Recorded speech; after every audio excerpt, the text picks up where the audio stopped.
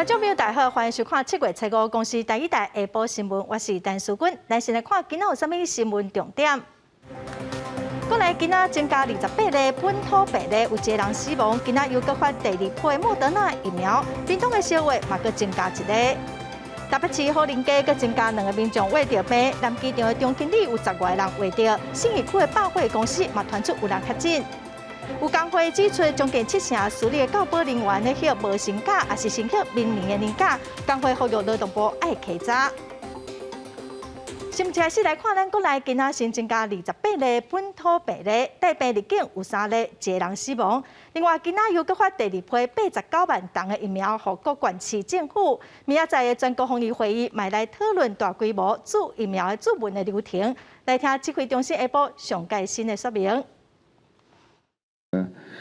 确定的病例哈，本土的病例有28位哈，那居隔验出阳性的有13位，然后境外移入的有3位，死亡的个案有1例。今天这个病例数大概是这一波疫情里面来哈，相对的哈是比较少的哈，相对是比较少。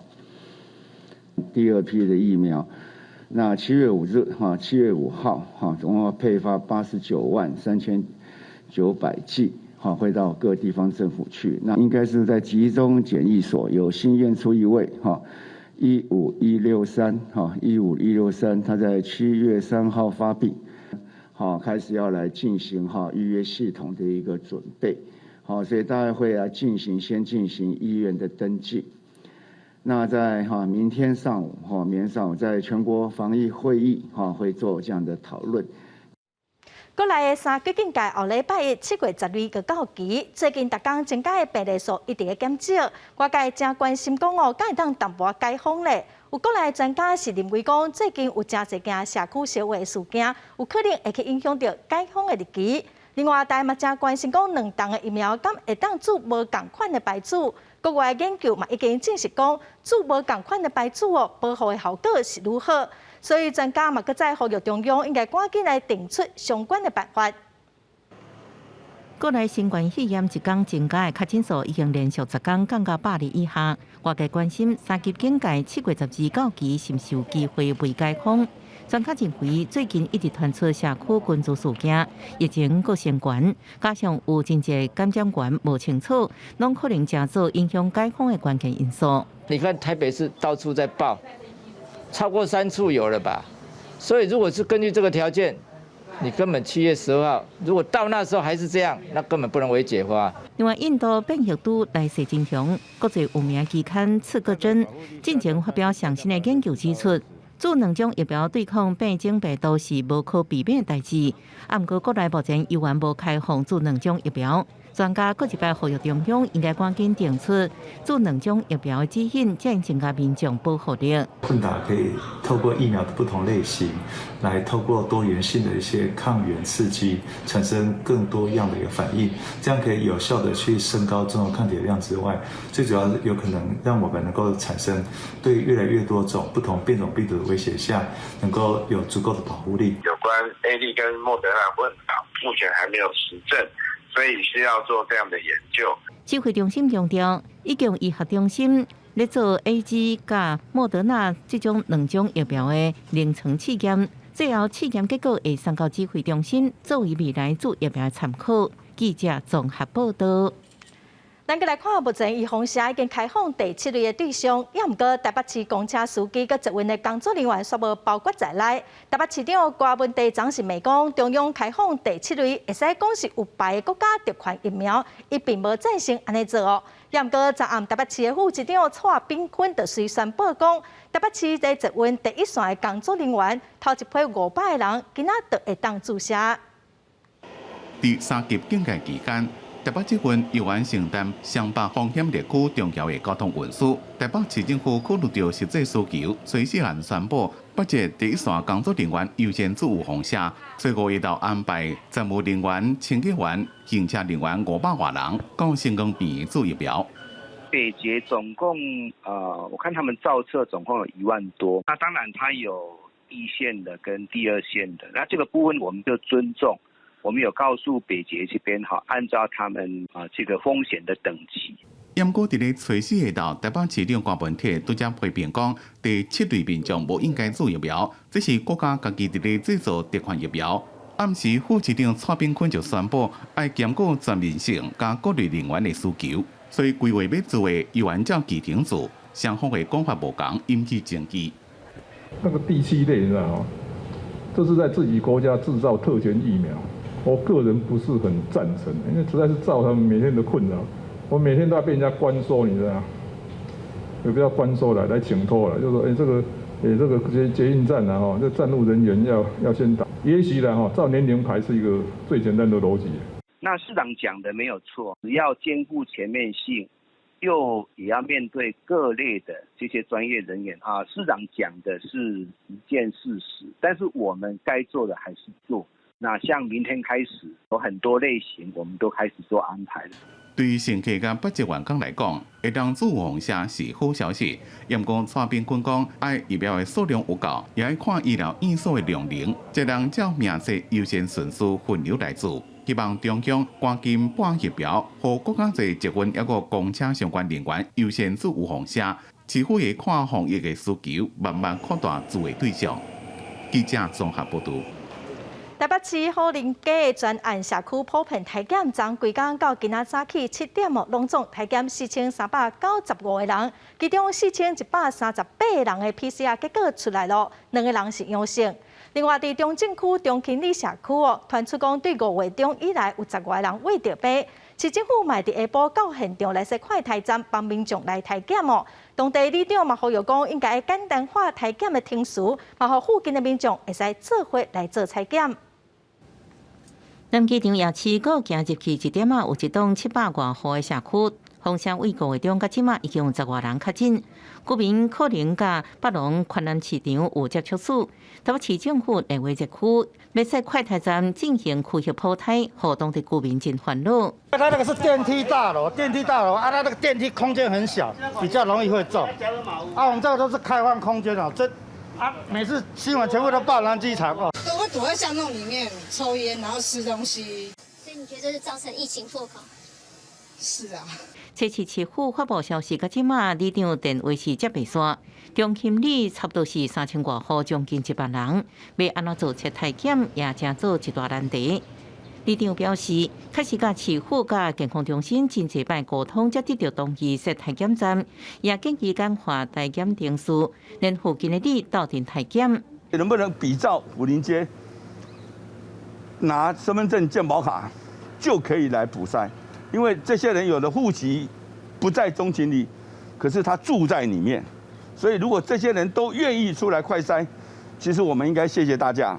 谢谢他们，保持这样子。如果大家都是阴性的，代表我们社区是干净的。市府会伫下晡去场勘讨论设体检站的地点。中正区中勤里也伫虎林专案了后，第2个社区普泰社区。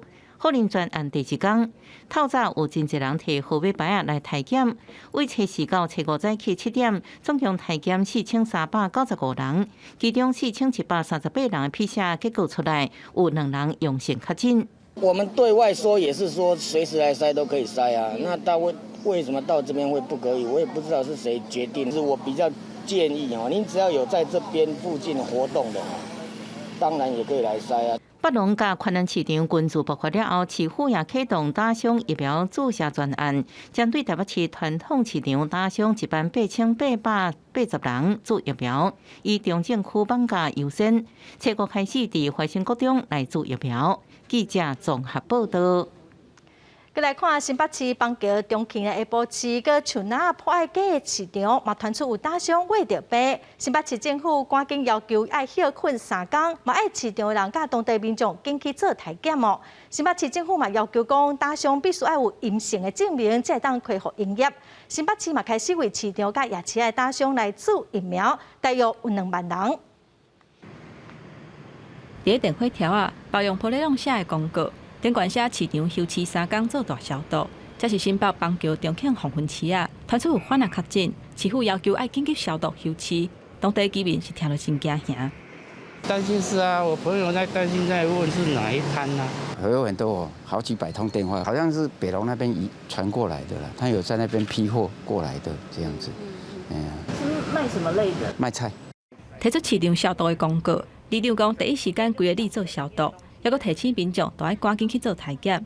也若共款休市的，还佫有树林的博爱街市场，因为伫咧内底做生意的，有一个是伫咧台北宽南市场的贩仔，伊嘛是较真正。为了阻挡隐形的传播链，新北市府要求讲，等市场恢复营运了后，贩仔都要有阴性的证明，才会当恢复营业。嘛会甲168个市场甲夜市的贩仔开始做疫苗。新北市市场及夜市摊商自7月5号星期一开始施打疫苗。我们整个筛检完毕，要到今天的下午，重庆街市集才能够整体筛检完。所以目前筛到现在都是阴性。至于博爱街的市场，那刚刚从今天开始筛检，我们预计筛检1000多个。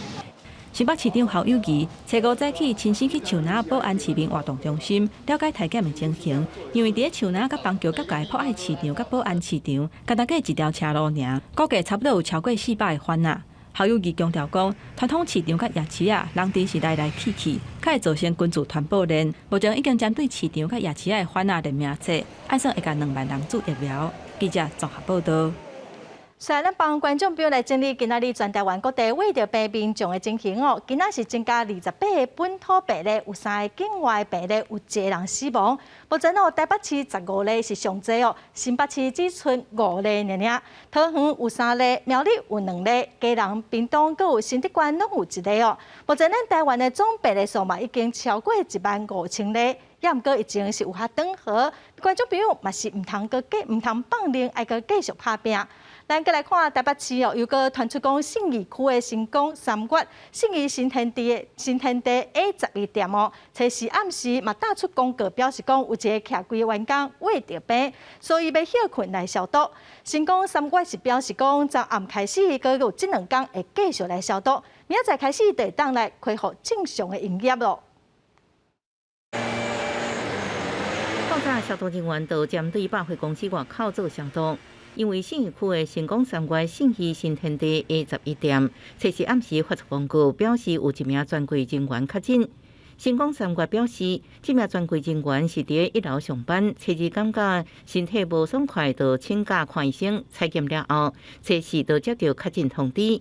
初步调查有2个同事甲有接触，已经依照政府规定做相关的疫调。这名专柜人员也为初日开始无上班。有发函通知了员工跟厂商专有这个消息，那请他们安心，我们都已经在做相关的一个后续防疫措施。那也请他们今天就是不用来上班，因为我们即将休馆1天，会跟品牌端这边去针对同仁一些上班的一个状况跟他的接触史去做了解。成功3月强调，初时暗时全馆已经做消毒，初5停业1天。继续搁消毒，搁请合作厂商甲同事配合，也希望确诊员工早日康复。事实上，6月成功3月的台北站前店、台中中港店也有专柜人员确诊。去逛，然后可能会有一些风险，应该基本上就不会出来逛。就是你要买什么你才会去嘛，没有事的话就不会出门啦。民众强调，除非必要，会减少进出百货公司等公共场所。成功3月强调，初5会做好大清消，请民众安心。按算初6恢复正常营业。按过姚员工希望政府应设快筛站，对百货公司相关人员做体检，确保员工甲民众安全。记者综合报道。国军桃园总病院对顶个月发生烧毁事件，病院昨又搁新增加2个案例。市长郑文灿是表示讲，已经是有受到控制，也毋过哦，本地这礼拜准备要恢复运作，即嘛是爱得看情况咯。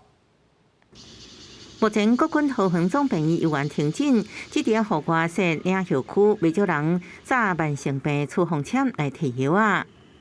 这边领吗？对啊，处方签你拿都给他看啊。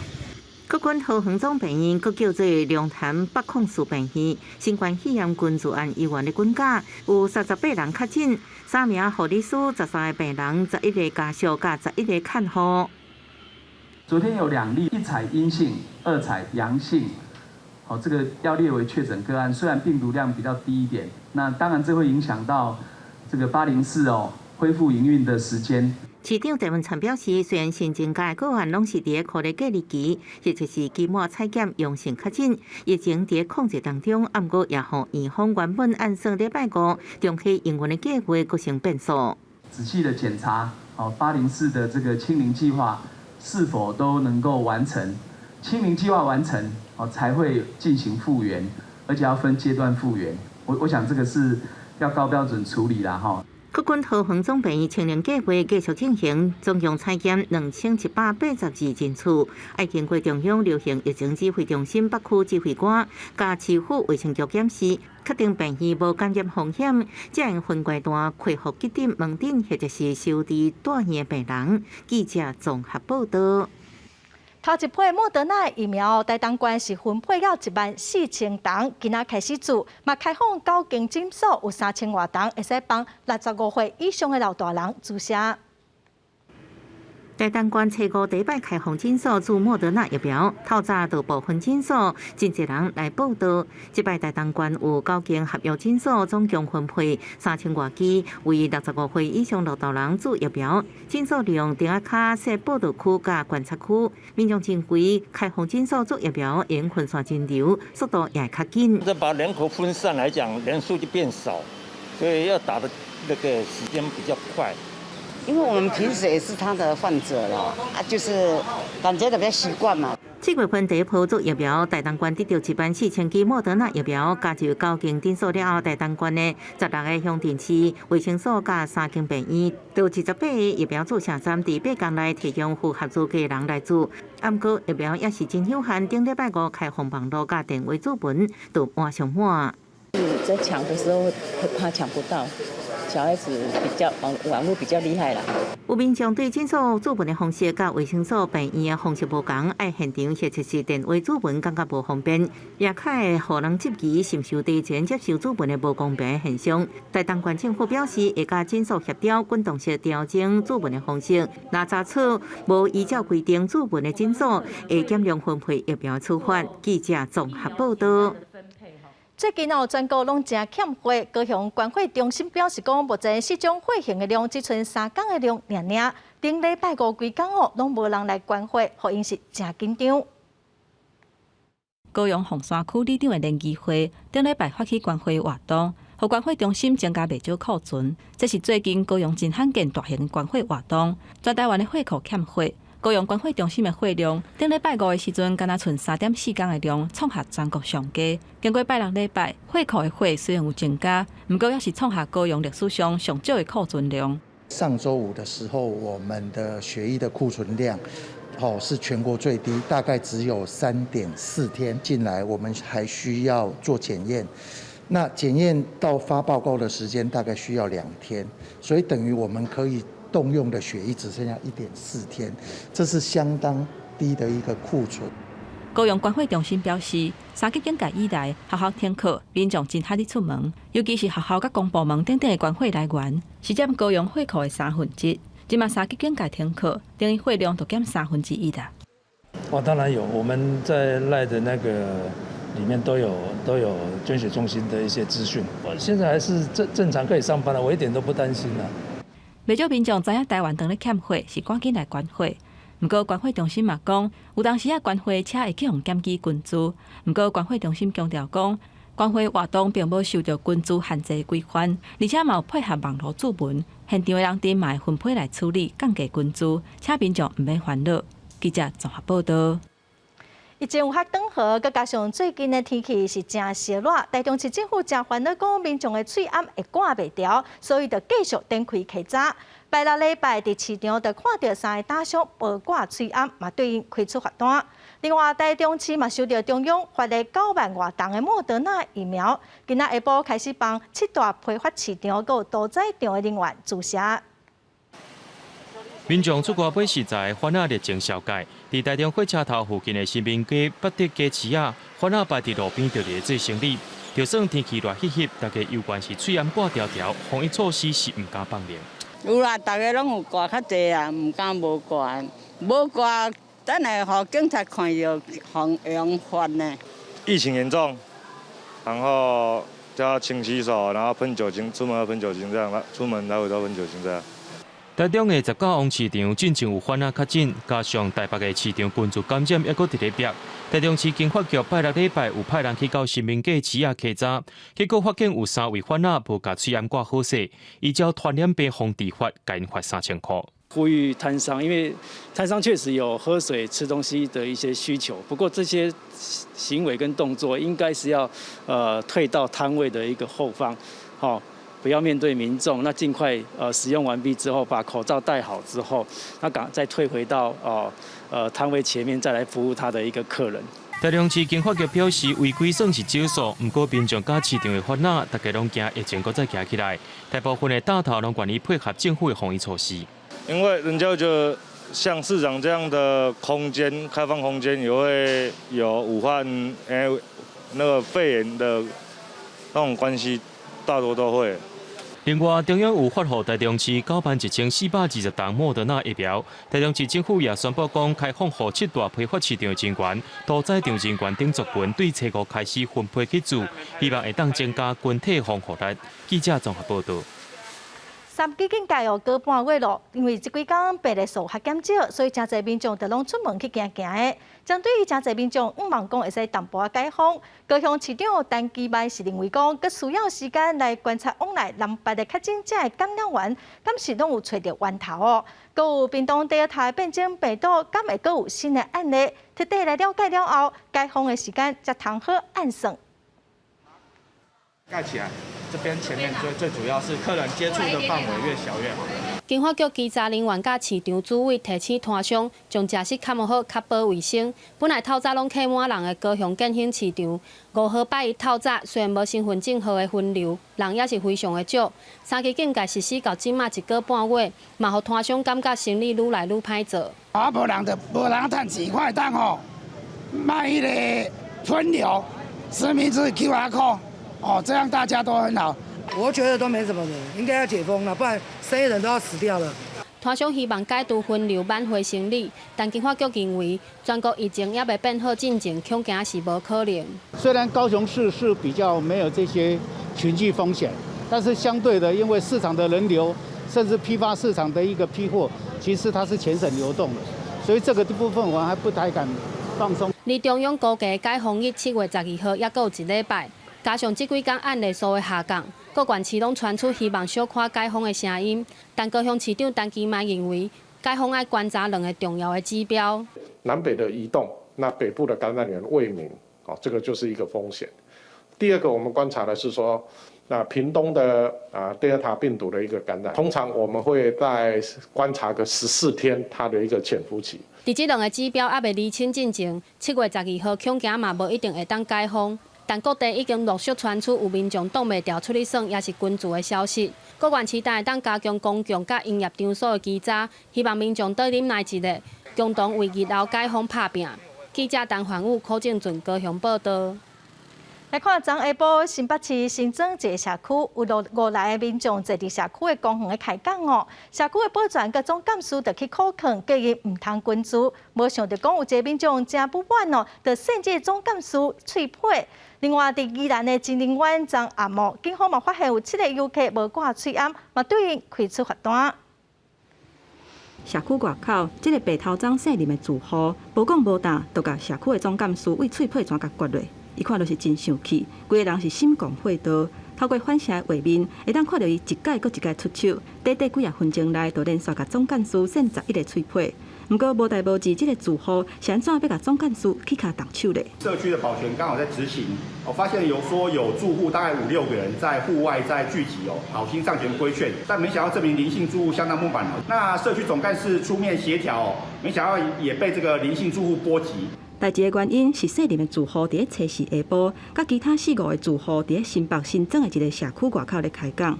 保全甲总干事指控讲，因为烦恼会有群聚的风险，去甲因劝导。不过，却去互这个住户即支讲，户外无超过10个人就无群聚，双方就安尼一句来一句去发生冲突。姓林的住户出手共拍，而且过程当中佫真歹下手，恐惊涉及到恐吓。他头部轻微的脑震荡，同时也到医院去验伤提告。那我们警方事后传唤这名涉嫌打人的林姓住户到案以后，他也坦诚涉案。比将户外群聚的情形是小数逼出来。宜兰警方顶一日暗时巡逻的时阵，伫宜兰的情人湾发现7个游客无挂喙罨，而且伫布花凉洗看风景、食物件。应该不算情绪吧？不算，但是没有戴口罩的部分。虽然无构成群聚，不过因朝朝拢无挂喙罨，所以去予警方以违反传染病防治法通报主管机关裁罚。也若3级警戒几啊届延长，民众敢若是对防疫开始放凉。不过，都惊伫即个时阵降低戒心，真有可能互疫情增加变数。记者综合报道。国际新闻来看，加拿大的西部过去2天一直单日降雨比去年同期增加将近10倍。气象学家是表示，这个拜六礼拜单日降会阁愈厉害。另外，地中海岛国塞浦路斯发生最近半世纪以来上严重的火灾，已经有4个人过身了。加拿大卑诗省这2天发生森林大火超过100件，小气高温，还有雷公四那大风来咧占强，安尼互消防人员奔波走藏。伫顶个月29出现这个国家上悬的温度49度6个莱顿镇，即摆已经有超过90%的土地起予野火烧去，房屋建筑嘛拢受到霜冻，数千人撤离。We also have to reflect on the fact that extreme weather events are getting more frequent, and climate change has a significant role to play in that. 根据全球环境测量公司麦沙拉的资料显示，讲卑诗省甲亚伯达省伫顶个月30下晡3点到这个月初一透早6点，记录到超过71万件的雷公四那事件，安尼比过去5年平均期的8300摆加挖要10倍。加拿大的气候甲环境变迁气候学家鲍伊表示讲，雷公四那变这么济的原因，是因为这个烧气内下热浪造成冰洋气、地势甲食物的水分蒸发，大气内底的湿度嘛变悬，才会有这么济雷公四那。伊还佫预测讲，伫这个拜六时啊，会有更加济雷击甲野火来发生。地中海岛国塞浦路斯嘛，因为这个烧气内下发生森林大火，有人不幸无命，并且有数十人失踪去。这个国家总统表示讲，这是从1974年以来规模上介大的火灾。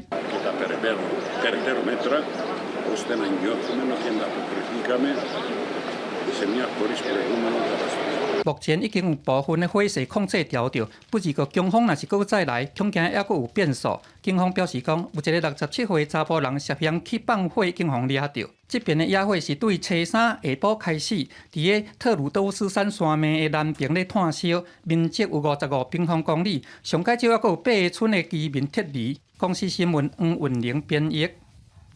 再来看菲律宾伫初四发生军机射落来意外，目前已经知影上无有45个人死亡，几十人受伤。军方表示飞行基金拢是在拄啊打训练结束的阿兵哥。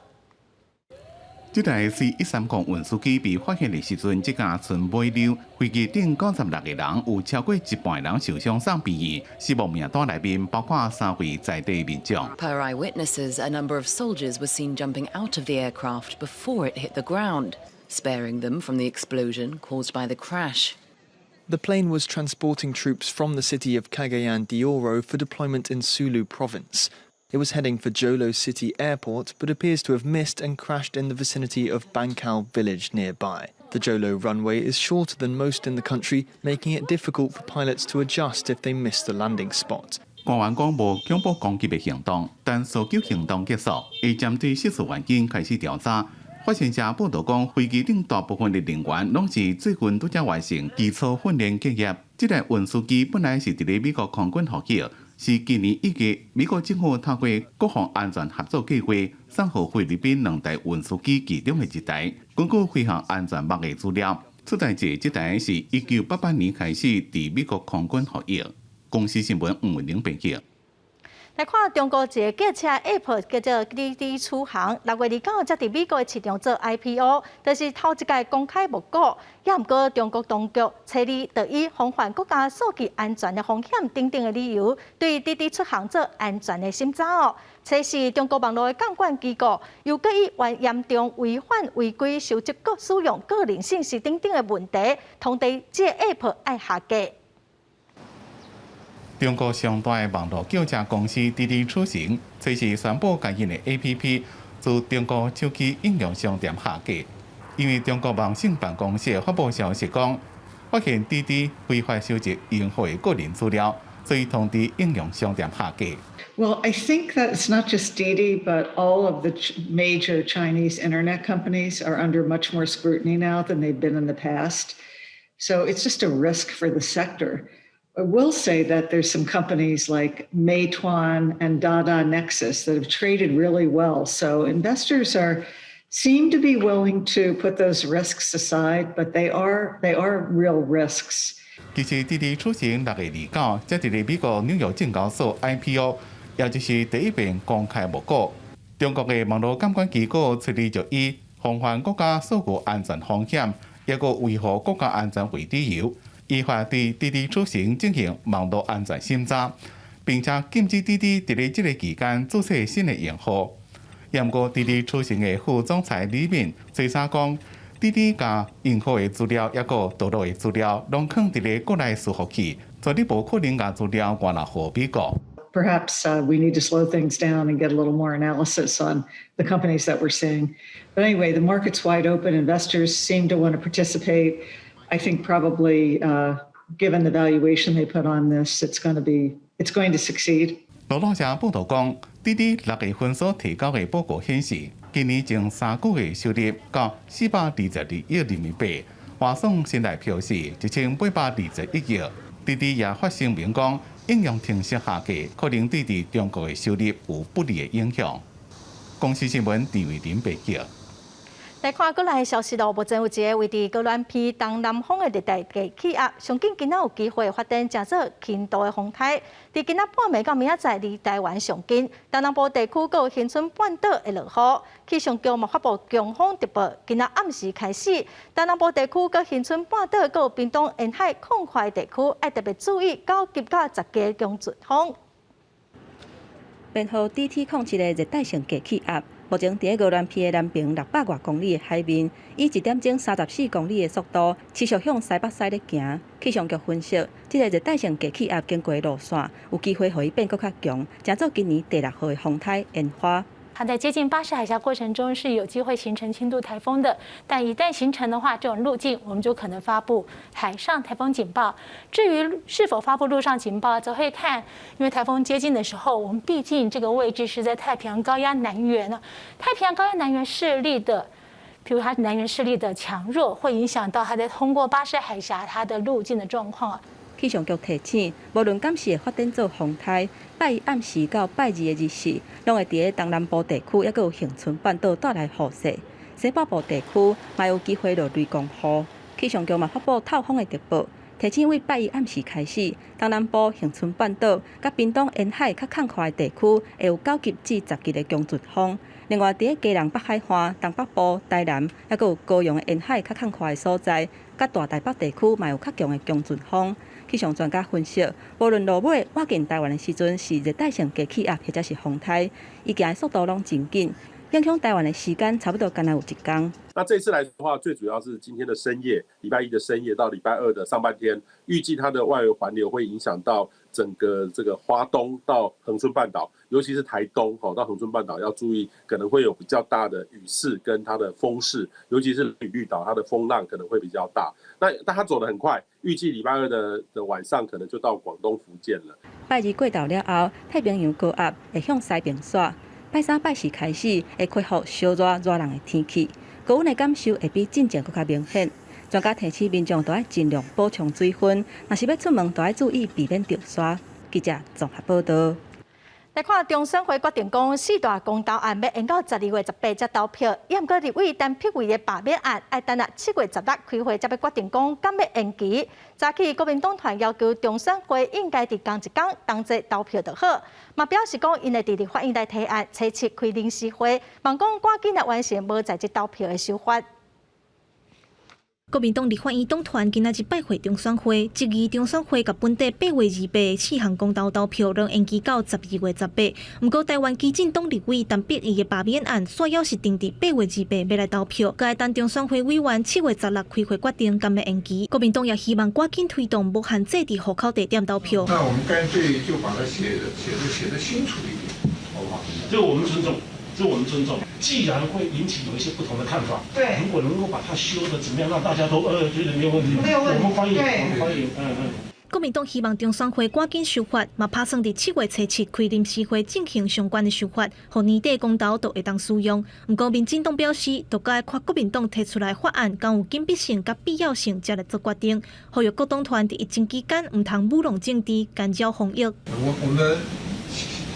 希望星期3召开理事会，我们没有别的用意，就是完善相关的公投法，啊，这个还有所谓的不在籍投票的这个相关的制度。那我们就等如果有递案的时候再来一并回答，因为我们也不清楚递案的内容是指哪一些，是外面所猜测的呢，还是指不在籍投票，还是公民投票法，还是选罢法，都莫衷一是哈。中选会表示，罢免按照规定，都要先确定日子，7月16会个讨论，敢要延期。若公投延期是按照公投法第24条准用选罢法第66条。另外，无限制伫户口地点投票的部分，中选会决定要采用移转投票，拍算先伫公投来实施，嘛已经甲草案送到行政院审查，希望会当伫2023年都会当施行。记者综合报道。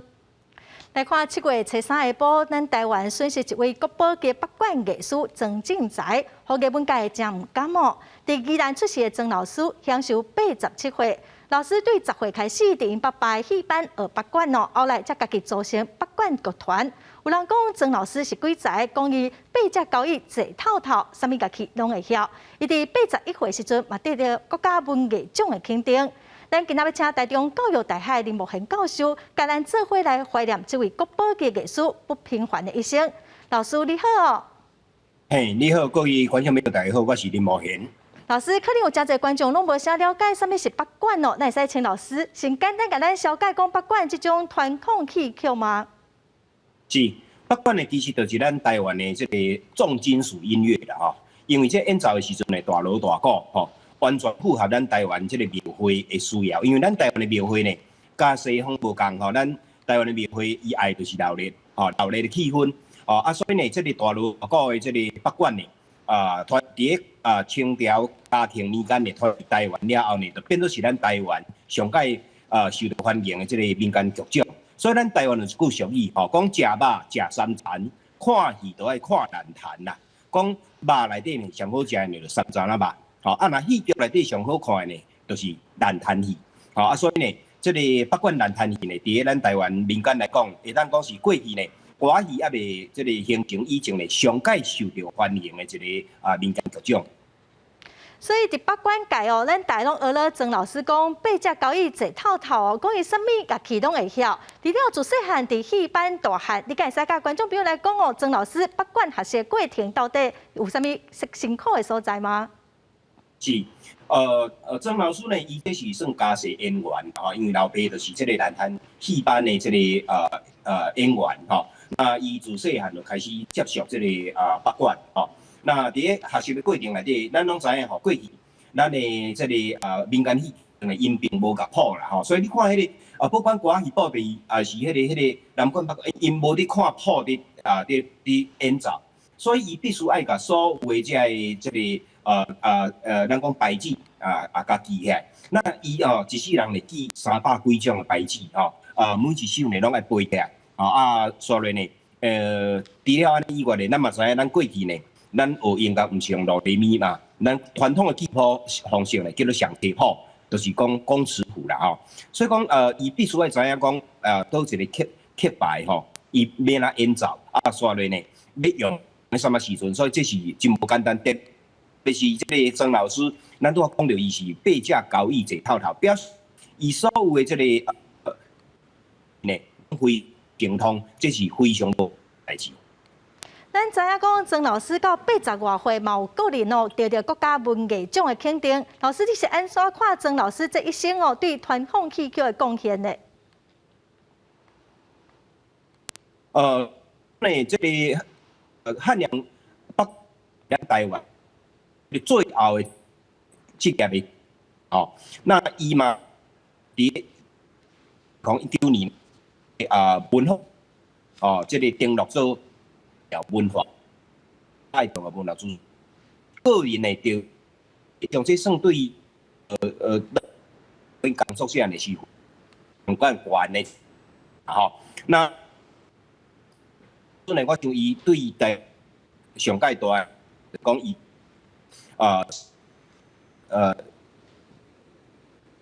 标，咱知影，本即摆吼北管戏剧变渐渐。因为咱的水品质就无讲介好，所以咱等一下个请林茂宪老师来讲。也毋过咱知影讲曾老师是伊过身之前的心愿，就是讲北管哦，爱永远甲伊留传落去哦。咱嘛真感谢讲林茂宪老师来，互咱遮尔详细的解说哦。台语台伫欢喜人生的节目嘛，捌做过曾老师的专辑。老师哦，在新进前无唱播培养真侪学生，伊就是望讲哦，北管的艺术会使永远来流传哦。咱再来看东京奥运伫7月23开幕，国内目前有61位选手参加17个比赛，其中台师大学生就有9位哦。台师大最近就推出一个同学选手的影片，选手嘛来分享因的感想，嘛望讲所有民众会使做伙来帮因加油。伫东港顶头洗体落来涂骹时阵，脚步徛甲正在。东京奥运男子体操队的歌手邓家宏，昨嘛伫咧读台师大竞技系，学校请伊伫咧同学备战期间拍影片，鼓励民众加运动。这边男子体操队摕到4张门票，是台湾伫咧冷55年了，再度以成队的资格重返奥运。邓家宏讲，伊尽量维持伫咧上好的状态。进入奥运会也不到30天的时间，那接下来的状态就是持续不要受伤，那维持现在的体重，因为现在体重跟之前比起来已经下降了大概3到4公斤这样。对，那现在的状态、训练整个节奏都非常的好，谢谢大家就是一起为我加油。台师大讲，一直到初四，咱国已经摕到17个运动项目61个同学门票。台师大就9位运动员，除了体操，也佫分别参加射箭、亚当、空气枪、空手道等项目。学校特别安排因伫咧镜头前分享备战的心情，也最近伫咧疫情期间振动起来。适当的运动是可以提升我们的毅力的。其实我们是搭配运动的强度，有强有弱，然后主要都是在居家，不用使用太多的器具就可以进行。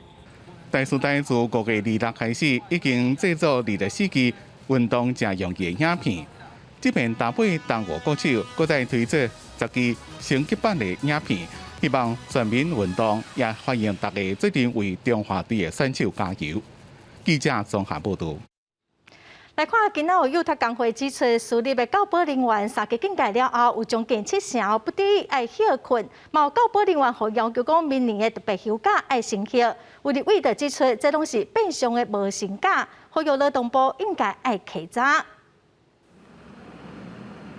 由现场内面拢无听到笑声，只敢剩几个教保员伫咧值班。疫情继续，全国也是停课无停班。教保产业工会回收2000多份的问卷。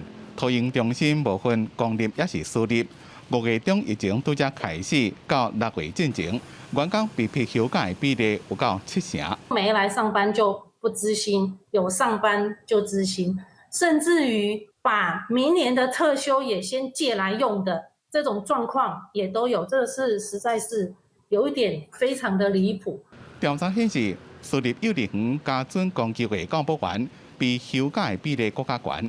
5月中到6月中拢超过70%，非营利幼稚园也只有2成的教保员被迫伫咧停课期间消化家己的特休或者是请事假，薪水也受到影响。工会讲，甚至有1个月薪水无到基本工资的情形。在停托不停班的期间，园所可能会因为家长的需求而收托部分的幼儿，那园方会依照收托幼儿的人数比来帮忙安排老师的出勤上班。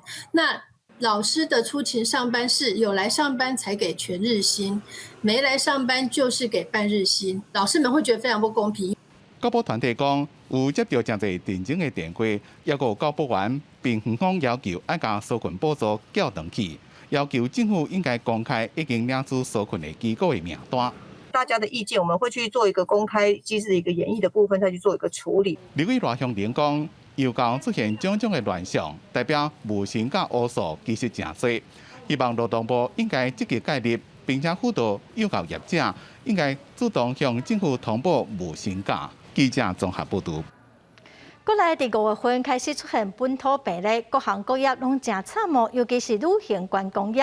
早起将一相关的工会协会就开记者会指出讲，今年疫情比去年愈严重，也毋过政府的纾困方案颠倒是减少。业者嘛建议政府讲赶紧来规划疫苗护照，观光业才有法度会使开放。因为新冠肺炎疫情的影响，国内旅游观光业者从去年开始就受到冲击。想袂到今年本土疫情爆发了后，全台湾疫情警戒进入第3级的时间是一再延长。旅游业甲观光业者的业绩是规个土。早起包括旅游、文创观光、旅馆等几个工协会是共同召开记者会，讲疫情比去年还佫较严重。不过政府纾困方案煞变较少，是互因强要记载袂牢。很多先进国家，包括日本、韩国，他们的疫情也很严重。可是日本它可以很清楚地告诉老百姓、告诉企业主，它的纾困计划是做到什么时候。反观我们政府的这些纾困计划，永远都在慢半拍。整个纾困方案的提供是在4月初才告诉你，1、2、3月它可以申请纾困方案，然后它可以怎么申请。从事游览车业的企业也是非常的不公平。例如说，通业的从业人员的内部行政人员，并也没有薪资的补贴。如果说旅行业有4成薪，那我觉得这个通运公司的也应该。业者表示，纾困4.0对业者补助的内容，敢若有5月份至7月份，而且补助观光的薪水甲营运的费用，敢若会有一改。算的一个人1个月补助，敢若有13333块。虽然有小可经济的，不过旅游观光业的营运、人事成本甲厝租，才是互业者真正头壳摸咧烧的问题。开门做生意都会面临着亏损，因若无营运，观光的生活都会有问题。对现在的观光工厂的行业呢，并不属于观光产业的一部分，而是属于传统产业。所以呢，各种观光产业的纾困呢，我们都申请不到，只有可以申请到传统产业的薪资补贴40%，而且是上限是2万块。看看这个方面是不是可以提高？如果能再次的补助，能以一个房间1万块为基础，那这样子的话，在我们营业补贴的方式里面，这是比较正确的。另外，观光业者嘛建议讲，目前像欧盟，还佫有附近的国家，小连续解除封锁、开放边境，推行旅游气泡或者是疫苗的旅游。针对疫苗护照，政府都要量早部署，嘛应该规划相关的人员优先注有国际认证的疫苗，观光产业才有可能会当复苏，旅行社嘛才有生存的空间。记者综合报道。这几天录影真事件，也毋过有环保团体是指出讲，交通部观光局拍什么来放入录影场地土地使用哦？也毋过观光局佮内政部是拢表示讲，目前是搁喺研究，会针对环团甲专家意见来做讨论。交通部观光局盘点出规台湾外面2000大的录影场所，敢若有8趴完全符合规定。环团讲，观光局要来召开录影场所合法化的修法演商会议，煞后个月来定案。不过修法个月来放行，大多数这个小型的录影场所合法化，而且免经过许可兴建设施，煞无法度来处理即摆已经有要期的录影场所。台的露营区有多少在集水区、特定水保区、土石流、浅式溪流的这个换业，你都没有解决，没有一个完整的配套之下，就来开大门。录影是国人亲近大自然的一个方法。不过这几年来，这个乱法却一直发生，包含水源头的污染、占有国有地，环团严正咧呼吁，都要较慢来实施录影场所合法化的老草草案。目的需要主管单位观光局嘛爱先来制定录影管理法的专法，甲中央甲地方的权责甲分得清楚，引导地方政府来做到大在地的管理法甲总量的设定。今年的2月18号，行政院正式指定交通部为这个目的职务主管机关之后，那我们会朝着政策面、管理面、执行面这3个方向朝向把它设定为专法。那这些专法的内容。当然就包含了很多的面向。观光局补充讲，总量管制要安怎来计算的标准甲原则，会甲定喺相关的法则内底，才来互县市政府做参考，会阁来定出到达地方的有效目标。而且内政部强调讲，目前拢还阁伫个研商的阶段，无要甲强制税合法通过，会来采纳团体甲专家的建议。记者综合报道。地方的新闻来看，捌到过全国优良社区金牌的台南市南区的金华社区，对民国84年的成立社区的巡守队，最近因为疫情社区阁成立防疫志工队，会定期伫社区内底做消毒，嘛配合甲宣传政府的防疫措施，要互社区的民众会使安心。国内本土疫情滚价，各地头也拢出现确诊病例。台南市南区的金华里，民国84年成立社区巡守队，维护治安。即马为着社区的环境，里长关坤成伫疫情进入第2级警戒了后，佮成立防疫志工队。新冠肺炎进入二期阮就已经开始规划社区的这个环境的整顿。每一个礼拜阮就找时间落去做这个消毒的工作。金华里的社区志工队已经成立20多冬啊！伫过去SARS 期间，甲天狗热的时阵，也拢尽心为社区防疫。即马拄当新冠肺炎，志工队逐礼拜加强社区消毒，防止病毒伫社区传染。我为SARS的时间就开始咧做这啊，国家有难，咱就是全体里面、全体市民爱共同来，把这行为做好势，互这个疫情提早会当结束。这是咱全面的福报。大家爱共同拍拼，无分哪里。伫这新冠肺炎发生了后，阮迄个里长有去买药买药来泡阮就去替里面来消毒喷药志工队认真维护社区的环境，甚至把里面的健康当作家己的责任，希望会当消灭病毒，互疫情量早转好。里长也提醒民众，定着爱做好防疫，社区要提供免费的消毒水通使用，做伙来对抗疫情。记者综合报道。来看早期农民在种植的时，因为欠缺白虫害的防治知识，会大量转农药。为了减少农药的使用岛南农会就请食物医师来斗相共农民解决白虫害的问题，咱嘛做伙来了解。柑仔类算是伫较寒的地区会发较好的水果，所以伫咱台湾变若够热人，柑仔就真够晒着伤打补起，而且若压着雨，皮嘛会当污点，影响着销路。即摆就是雨水来较会着这溃疡这过来就是转这个防晒这个钙粉，预防晒伤无就晒伤就会这就会没有汤了。溃疡就是伊落粒仔的时阵，伊就会一点一点，这样卖相就不好。为了解决农民的疑难杂症，云林岛南的农会提供专业的食物医生服务。食物医生用科学的角度来建议农民处理的方式。就是因为在这个时间点下雨的话，是很容易滋生一些菌相关的一些疾病。那如果可以的话，就是可以在就是确定预测说未来这几天不会下雨的话，可以先喷洒一些就是杀菌剂的部分。植物医生的导入，因为本身有农业专区，我们希望能够导入一些安全用药，然后以及精准用药，让农友在生产安全的农产品，让消费者能够安心使用。食物医生的工课，不仅是甲农民斗解决问题，更较希望会当改变农民用农药的观念。未来佫按算要成立食物诊疗室，互农民会当精准掠到用药的量，互消费者嘛食甲佫较安心。记者综合报道。苦瓜会降血糖会使讲是好物件，也毋过即马拢是3、4个人的小家庭，定一条苦瓜食袂完就有农民改良出细条佮甘甜的苦瓜，或者苹果苦瓜，到底是啥物滋味？咱做伙来看卖。大喙甲咬落去，细甲条的苦瓜，搁脆搁口感。这毋是营养不良的苦瓜，是云林西里的农民利用山苦瓜甲白玉苦瓜。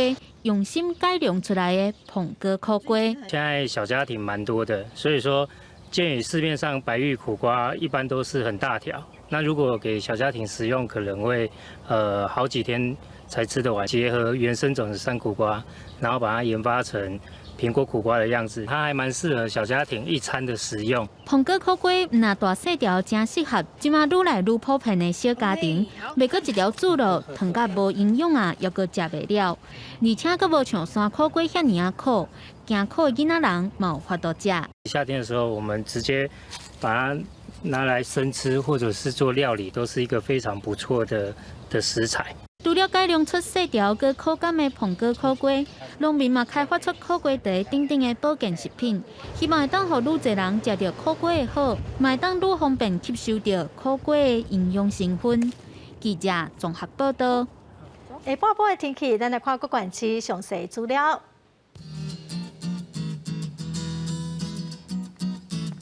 北部地区上低30度，上悬35度；中部地区上低29度，上悬33度；南部地区上低30度，上悬34度；东部地区上低30度，上悬32度；华岛地区上低28度，上悬34度。